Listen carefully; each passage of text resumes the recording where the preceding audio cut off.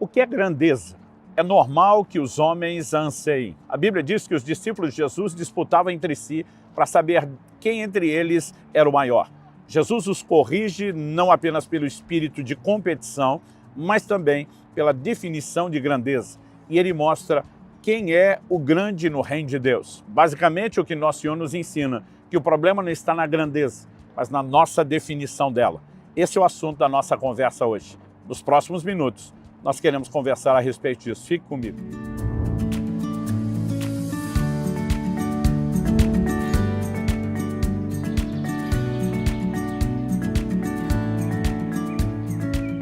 Estou hoje na Califórnia e aqui ao fundo temos a cidade de Sausalito. Estou passando para trazer mais uma palavra ao seu coração. Em Mateus, no capítulo 20, dos versos 20 a 23, nós vemos que Tiago e João, dois dos 12 discípulos de Jesus, acompanhados pela mãe, vêm fazer um pedido inusitado.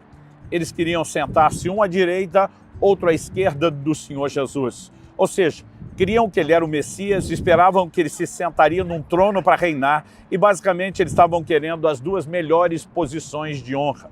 Eu costumo brincar que estavam almejando um ser ministro da Fazenda, o outro do planejamento.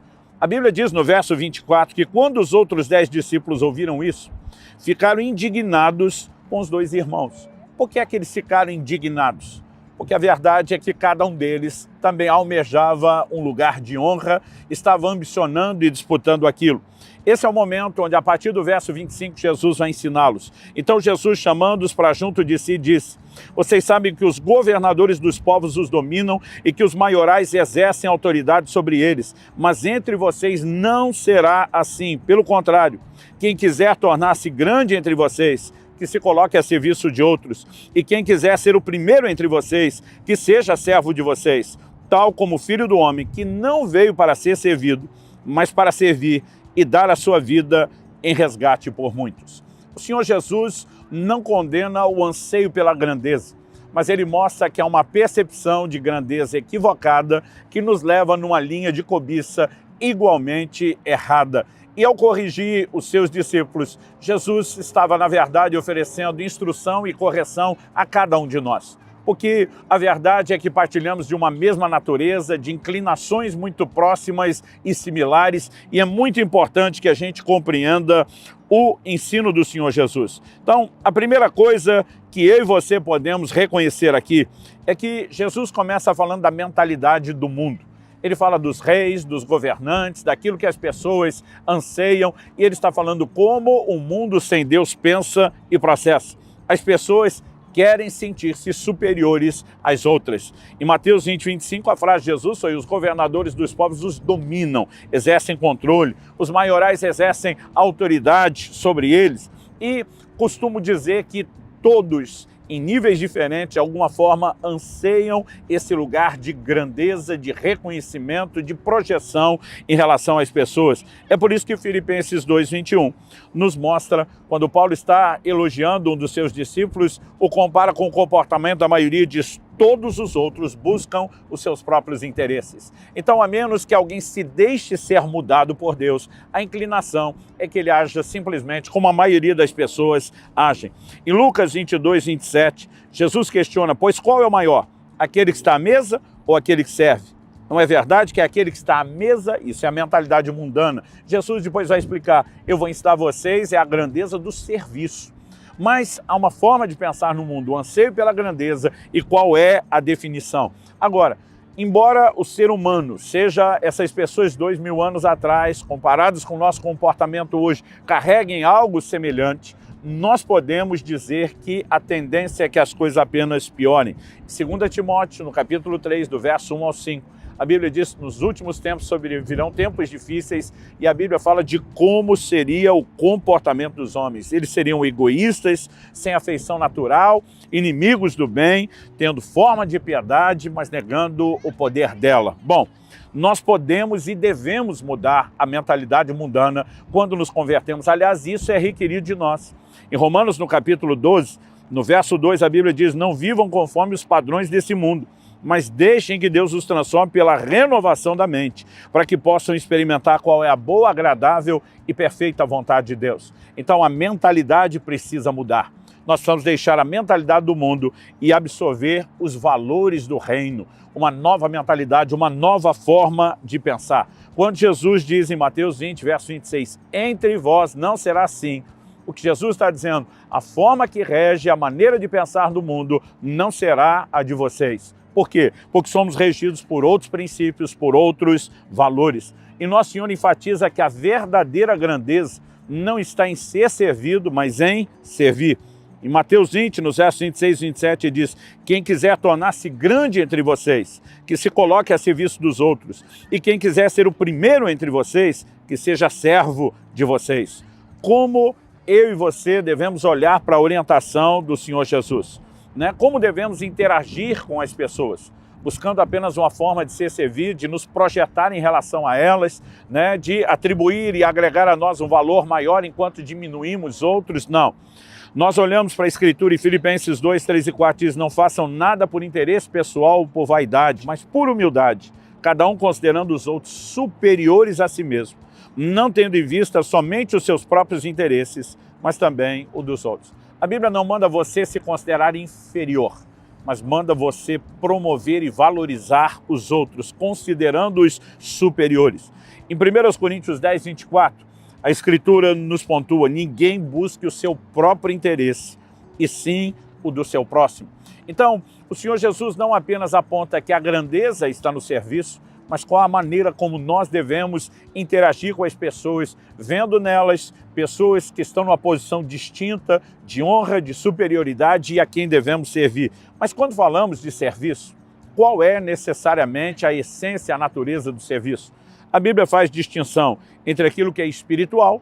1 de Pedro, capítulo 4, versos 10 e 11, diz, sirvam uns aos outros, cada um conforme o dom que recebeu, como encarregados de administrar bem a multiforme graça de Deus. Se alguém fala, fale de acordo com os oráculos de Deus. Se alguém serve, façam na força que Deus lhe dá, para que em todas as coisas Deus seja glorificado por meio de Jesus Cristo, a quem pertence a glória e o domínio para todos sempre. Amém. Aqui o servir uns aos outros é, em essência, baseado no dom que cada um recebeu, da manifestação da graça de Deus. Então, há um aspecto espiritual. Quando usamos nossos dons, né, para abençoar, para edificar, para promover o crescimento pessoal das pessoas, para que Deus seja glorificado. Mas nós vemos na Bíblia um serviço que também é natural.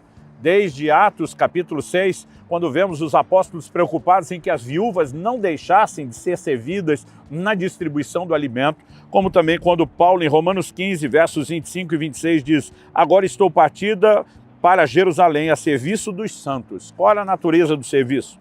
E diz, porque a Macedônia e a Caia resolveram levantar uma coleta em benefício dos pobres dentre os santos que vivem em Jerusalém. Aqui era uma mobilização de recursos financeiros, algo que nós poderíamos classificar como um serviço natural, que não dependia necessariamente de uma inspiração sobrenatural, como os dons do Espírito Santo. Mas não importa o nível de serviço, a Bíblia mostra são aspectos, facetas de uma mesma coisa que promove aquilo que no reino de Deus é chamado de grandeza, a grandeza do serviço. Bom, nós também precisamos entender que na igreja havia um esforço para coordenar os distintos aspectos, às vezes por meio de equipes diferentes. Então, tanto você tem um Paulo, ora se dedicando ao que é natural, ora se dedicando ao que é espiritual, como você tem em Atos 6, os apóstolos dizendo, olha, nós vamos nos dedicar à palavra e oração, ao serviço espiritual, enquanto outros servem às mesas, mas a visão era completa, as duas áreas precisam ser atendidas, e ou a mesma pessoa se intercala nessas duas áreas, ou nós mobilizamos grupos e equipes. Mas, em terceiro e último lugar, eu quero destacar o que talvez a gente possa chamar de principal na visão da grandeza do serviço, que é o exemplo de Cristo. O Senhor Jesus diz, entre vocês não será assim, a mentalidade do mundo, os maiorais exercem autoridade. Ele diz, pelo contrário, quem quiser ser grande entre vocês, se coloque a serviço dos outros. Quem quiser ser o primeiro entre vocês, seja servo de vocês. Aí ele diz, tal como filho do homem. Ou seja, Jesus está dizendo, o padrão está refletido no meu comportamento, tal como filho do homem, que não veio para ser servido, mas para servir e dar a sua vida por resgate de muitos. Cristo se posiciona como modelo de serviço. No Evangelho de João, no capítulo 13, nós vemos que na última ceia, Jesus pratica o ato do lava-pés. que era algo que o escravo, e normalmente o menor escravo na casa é quem fazia. Tanto que quando Jesus decide lavar os pés dos discípulos, o apóstolo Pedro diz, não, não, não, Senhor, comigo não. E Jesus disse, se eu não fizer isso, né, você não tem parte comigo. Então Jesus no final, em João 13,15, diz, eu lhes dei o exemplo para que como eu fiz, vocês façam também. Ou seja, ele está dizendo, eu não apenas me esvaziei, deixando, né, a posição de Deus, assumindo a forma humana, vindo para me sacrificar, fazendo tudo por vocês, mas agora, enquanto homem também, eu desço ao nível do servo mais baixo da casa, mostrando para vocês como devemos agir e como devemos nos comportar. E eu e você devemos nos espelhar em Cristo. Filipenses capítulo 2, a partir do verso 5 ao 11, diz, tenham entre vocês o mesmo modo de pensar de Cristo Jesus. Ou seja, reproduzir a mentalidade, os valores, o comportamento. Tenham entre vocês o mesmo modo de pensar de Cristo Jesus, que mesmo existindo na forma de Deus, não considerou ser igual a Deus algo que deveria ser retido a qualquer custo. Pelo contrário, ele se esvaziou, assumindo a forma de servo, tornando-se semelhante aos seres humanos. E reconhecido em figura humana, ele se humilhou, tornando-se obediente até a morte e morte de cruz. Por isso também Deus o exaltou sobremaneira e lhe deu o nome que está acima de todo nome, para que ao nome de Jesus se dobre todo o joelho nos céus, na terra, debaixo da terra, e toda língua confesse que Jesus Cristo é Senhor, para a glória do Pai. Ele continua mantendo o mesmo coração, o mesmo espírito de servo, a despeito de toda a sua grandeza como Deus. E ele nos ensina assim a grandeza do serviço. Que eu e você possamos viver não para nós mesmos, não como sendo o centro, esperando que tudo gire em torno de nós e que as pessoas façam por nós, mas que nós possamos assumir a mentalidade e o exemplo de Cristo. Servir as pessoas no natural e no espiritual, para a glória de Deus.